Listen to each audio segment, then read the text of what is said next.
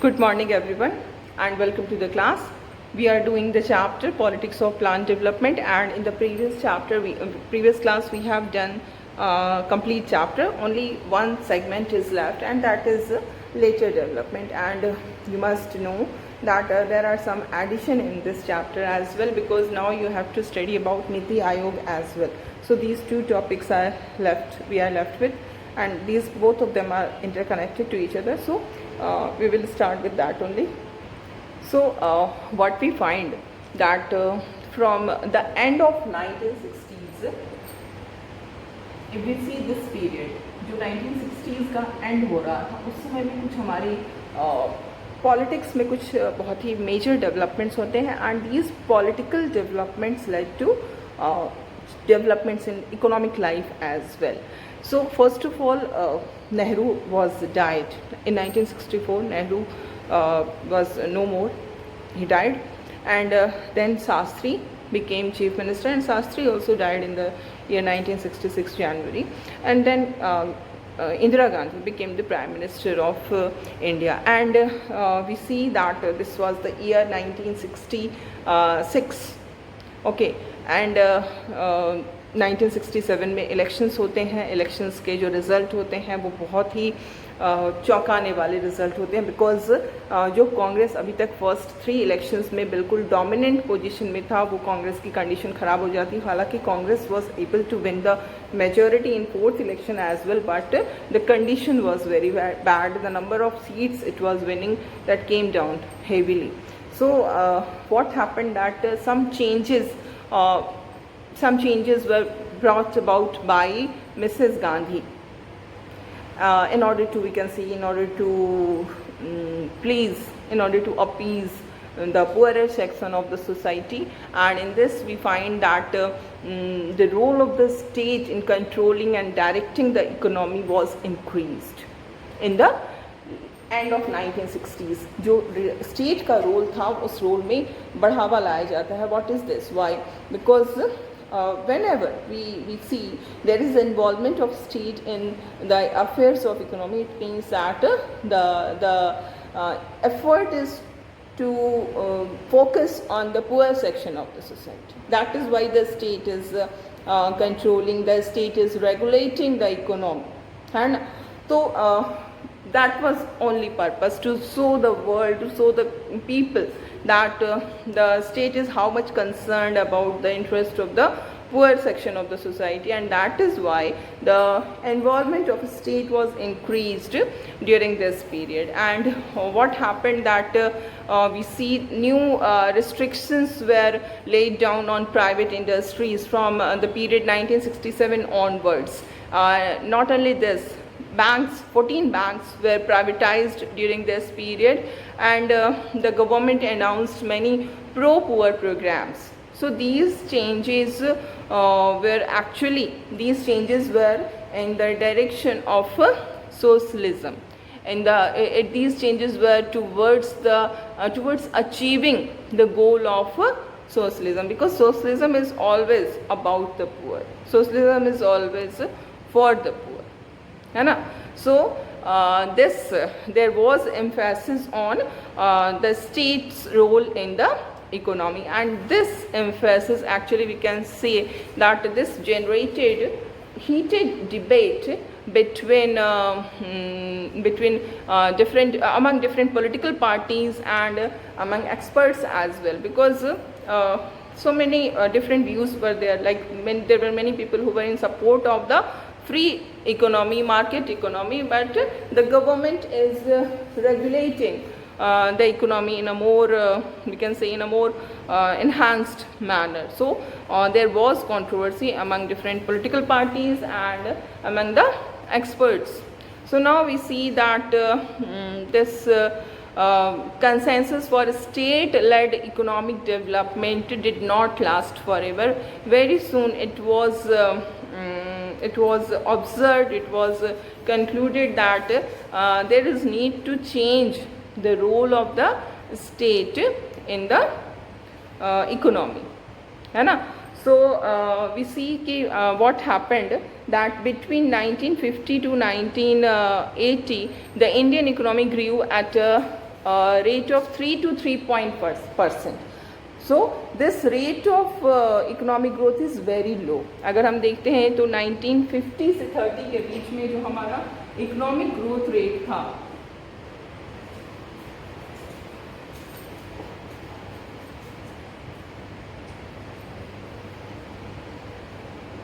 this economic growth rate was 3 to 3.5%, क्योंकि बहुत ही कम है. ये इकोनॉमिक ग्रोथ रेट हमारी बहुत ही कम है.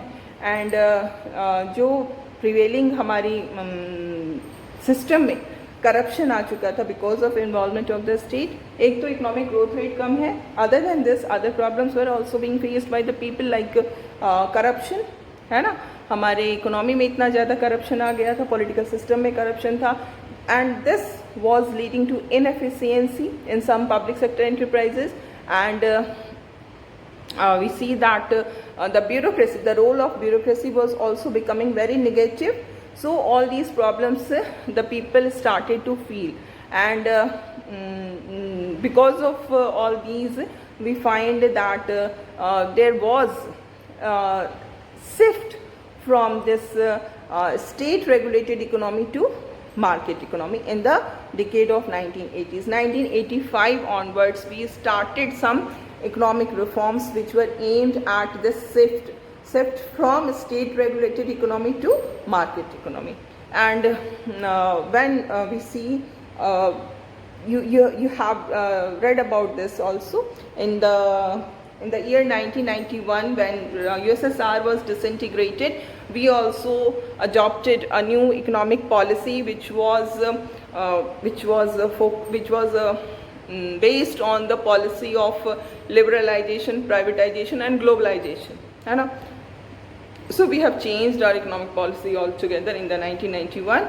Still we were having this planning commission, but what happened in the year 2014 when Narendra Modi under the this NDA, National Democratic Alliance, Narendra Modi became the Prime Minister, and during his Independence Day speech on 15th August 2014, he talked about the abolition of the Planning Commission, and subsequently we find that this Planning Commission was abolished on 1st January 2015, and Niti Aayog, Niti Aayog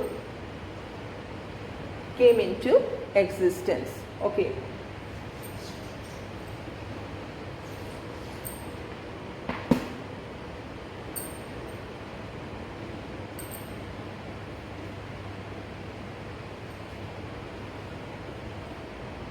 So this Niti Aayog was constituted in place of Planning Commission on 1st January 2015.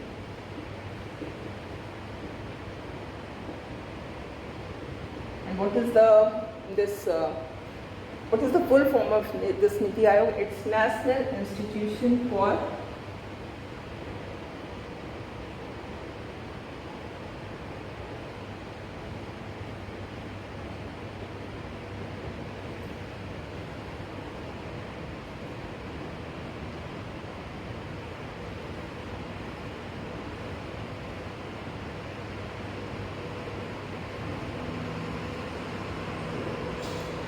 National Institution for Transforming India. This was created, and we see that what was the objective of this, what is the objective of this Niti Aayog? The objective is to provide necessary and technical advice to the union government about policy making at the central and state level. So this is actually, we can say that this Niti Aayog, it acts as a think tank of the union government. सोचने वाला जो group है वो ये है नीति आयोग, है ना. And इसका जो ऑब्जेक्टिव है वो यही है कि जो यूनियन गवर्नमेंट है उसको सेंट्रल और स्टेट लेवल पे जो भी पॉलिसी फॉर्मुलेशन करनी है उसके बारे में वो उसको नेसेसरी और टेक्निकल एडवाइस प्रोवाइड करेगी. ठीक है. एंड इसका ये भी एम है कि कैसे इंटरेस्ट ऑफ नेशनल सिक्योरिटी और इकोनॉमिक पॉलिसी दोनों को हार्मोनाइज किया जाए. There should not be any kind of we can say imbalance between national security and economic policy. Both should be taken into consideration, and it's also, its objective is to, its function is to prepare strategic and long term framework of policy and program. Okay, and we see that this NITI Aayog का जो chairman होता है वो कौन होता है? The chairman of NITI Aayog, जैसे planning commission का चेयरमैन प्राइम मिनिस्टर होते थे, in the similar way NITI Aayog का भी चेयरमैन जो है वो प्राइम मिनिस्टर ही होते हैं. He is the ex officio chairman of this Niti Aayog, and the Prime Minister appoints the vice chairperson of Niti Aayog. Okay, and this is also important in view of the MCQs. Like first vice chairperson कौन थे? ठीक है, first chairperson तो हमारे नरेंद्र मोदी ही हैं, है ना. Vice chairperson, who was the first vice chairperson? The first vice chairperson was Arvind Panagariya. Okay, Arvind Panagaria was the first vice chairperson of this Niti Aayog. First vice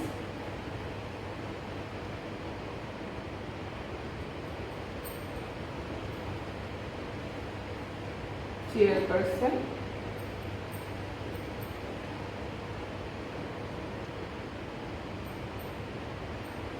it's Arvind Panagaria.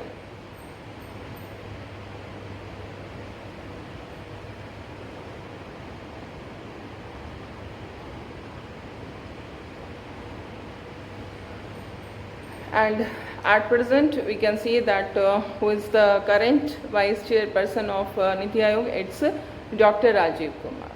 Okay, and we see that this we can you have read about this, है ना.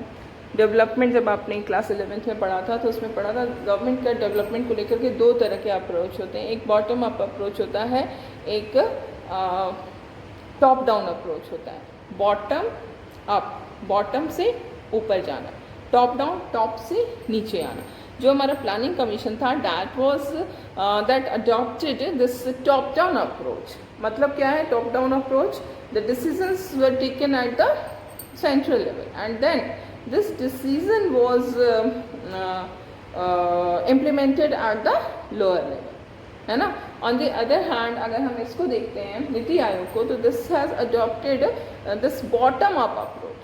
सो decisions are not taken at the top level, not taken by the central leaders and the people who are not aware of the local situations, local circumstances, but in the decision making process the people are involved, the leaders, the representatives of the people are involved, then only the decisions will be taken. And when such decisions are taken, then their implementation is very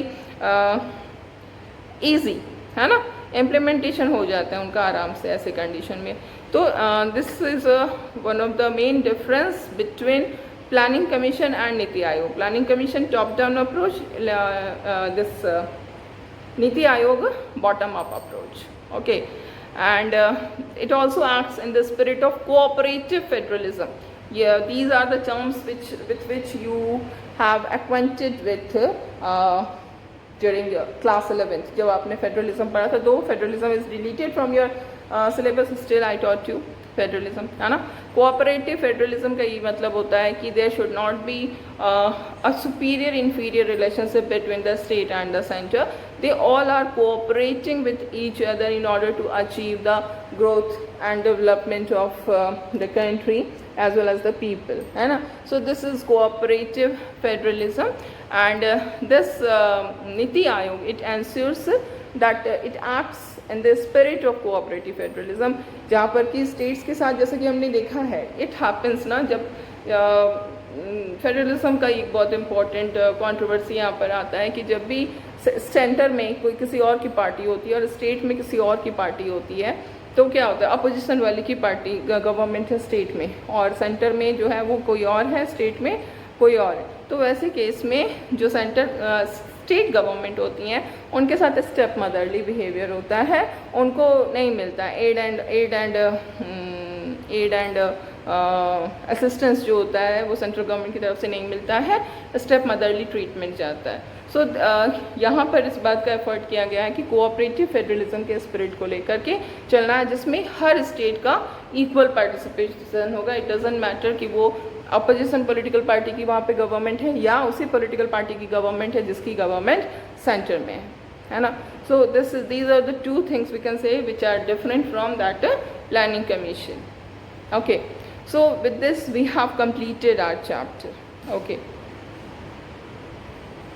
and now we will start a new chapter, because we have done this chapter, all the major issues and points have been discussed, and now it's time to start the next chapter. So now we have next chapter, it's India's foreign policy.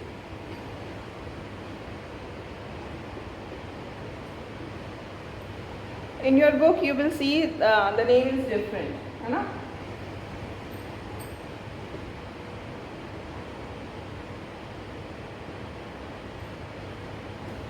The name is different, like in your textbook it's your chapter number 4, and the name is India's external relation. So the basic thing is same, there is no difference in the content. Yes, there are some new additions in this chapter as well, but the content is almost same. कि आपकी जो foreign relation है, foreign policy आपने क्या adopt की, उसके बारे में ये सारा chapter है. So first of all you must understand the international context in which India took birth.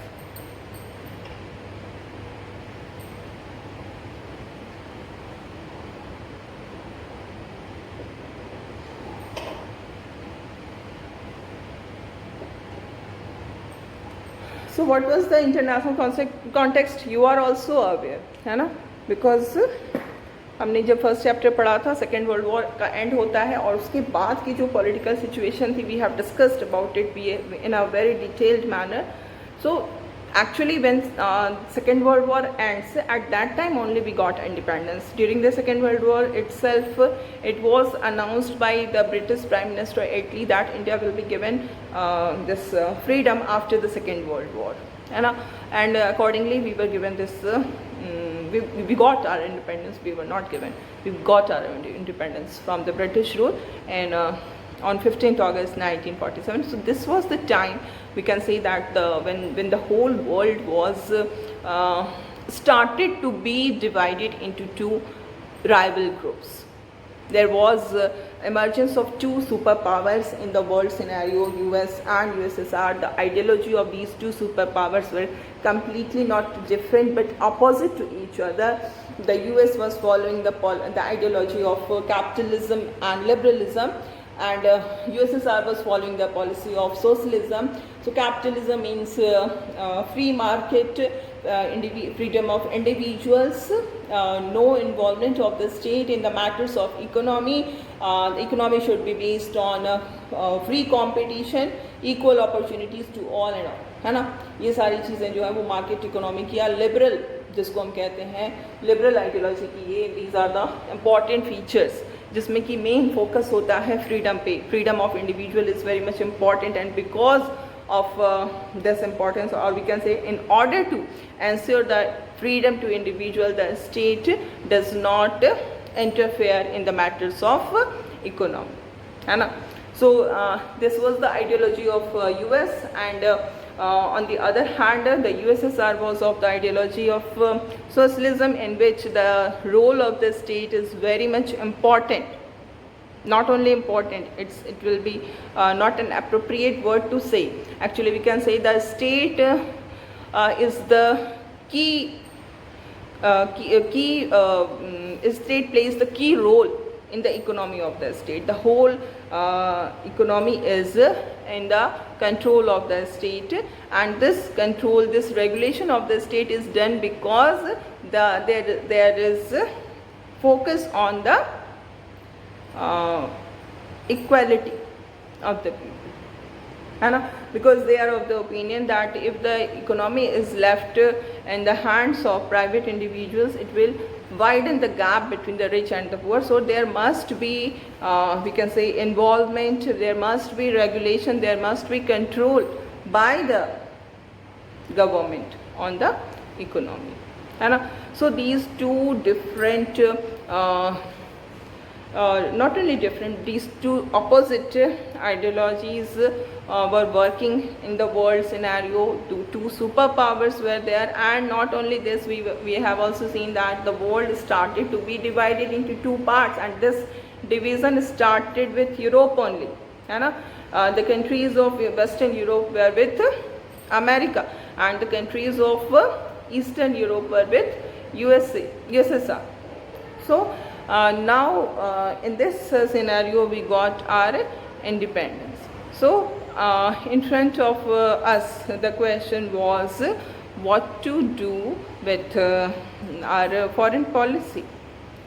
What kind of foreign policy should we adopt? On the other hand, we were also facing so many internal challenges about which we have discussed in the previous classes. Like the first challenge was partition के कारण हमारे जो problems थी बहुत ज़्यादा बढ़ चुकी थी.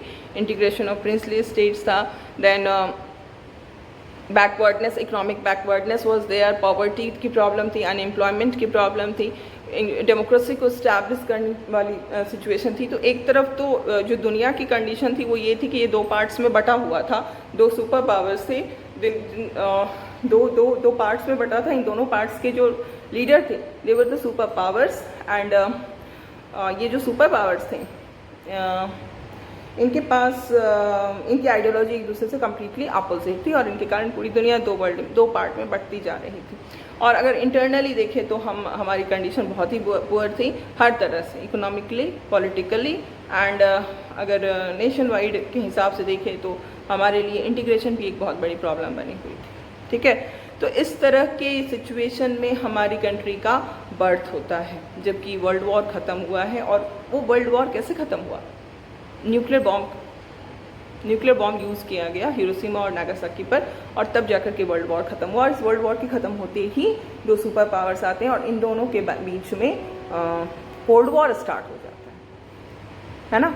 तो इस तरह से ये हमारे जो इंडिया जिस कंडीशन में, जिस सर्कमस्टांस में आज़ाद हुआ, वो बहुत ही चैलेंजिंग सर्कमस्टांस थी. और in this situation, India decided to conduct its foreign policy with an aim to respect the sovereignty of all other nations and to achieve security through the maintenance of peace. Our main aim was to give our contribution in the maintenance of world peace and order. Okay, so just like these are the factors, external factors ऐसे थे, internal factors ऐसे थे, and because of these external and internal factors our foreign policy was saved. Okay, now we see there was another group also, like हम देख रहे हैं कि दो ग्रुप में वर्ल्ड जो है वो बटा हुआ था. One group was led by US and the another group was led by USSR. But at the same time we see that a new group was also emerging. The group was of those countries which got independence after the end of the Second World War, and these countries are known as developing countries, है ना.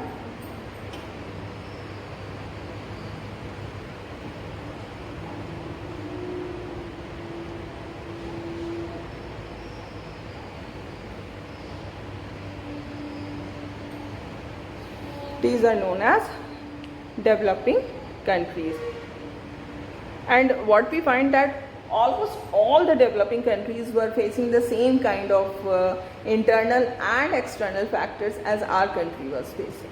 हर country की यही condition थी, जो भी second world war के बाद जिनको भी आज़ादी मिली उन सब की यही कंडीशन थी कि उनके पास उनका इकोनॉमिक कंडीशन काफ़ी ख़राब था, एंड पॉलिटिकल इंटीग्रेशन की भी प्रॉब्लम आ रही थी, डेमोक्रेसी को इस्टेब्लिश करना था, और साथ ही साथ उनके सामने जो दुनिया जो दिख रही थी वो दो भागों में बटी हुई थी, जिनके बीच में कोल्ड वॉर चल रहा था. तो all the countries were facing the same situation. और अगर हर डेवलपिंग कंट्रीज़ को हम देखें तो इनके पास रिसोर्सेज की कमी थी, है ना। और इस कारण से वो उनके जो गोल्स थे वो सिर्फ अपने हिसाब से नहीं बल्कि उनको कई सारी बातों को ध्यान में रखते हुए अपने गोल्स को डिसाइड करना था, है ना। और बहुत सारे जो डेवलपिंग नेशंस थे वो ऐसा एक मतलब वो चाहते थे कि इस तरह की फॉरेन पॉलिसी को वो अडॉप्ट करें जिसमें कि पावरफुल कंट्रीज़ जो हैं उनका वो जिससे वो एड पा सकें, है ना। अपनी इंडिपेंडेंट फॉरेन पॉलिसी को अपनाना उनके बस की बात नहीं थी। They can not afford to have their independent foreign policy because they were facing so many problems internally and they were lacking in resources, so they were not in such a condition that they can afford to have their own foreign policy. So many developing nations chose to support the foreign policy preferences of the powerful countries. उनकी जो preference है हम भी उसी को adopt करेंगे। हमारा independent foreign policy नहीं होगा। अगर हम उनके हिसाब से जो बड़े पावर्स हैं, जो सुपर पावर्स हैं, अगर हम उनके हिसाब से फॉरेन पॉलिसी को हम अडॉप्ट करेंगे तो क्या होगा, हमको उनका सपोर्ट मिलेगा, वो हमें फाइनेंशियल एड मिलेगा, हर तरह से हेल्प मिलेगा, है ना। तो इस तरह से जो डिवीज़न जो कि यूरोप से स्टार्ट हुआ था, एक्चुअली वी सी वो डिवीज़न और भी ज़्यादा होता जा रहा था जब ये नए नए जो कंट्रीज़ वर्ल्ड के मैप पर सामने आते हैं, है ना। क्योंकि हर कंट्री किसी न किसी सुपर पावर के साथ जुड़ता जा रहा था। एंड जैसे कुछ जो कंट्री है वो यूएस के इम्पैक्ट में आ रहे थे, उसके इन्फ्लुएंस में आ रहे थे, और कुछ जो कंट्री है वो यूएसएसआर के इन्फ्लुएंस में आ रहे थे। But here we must, you have read about it also, we must mention the non-aligned movement.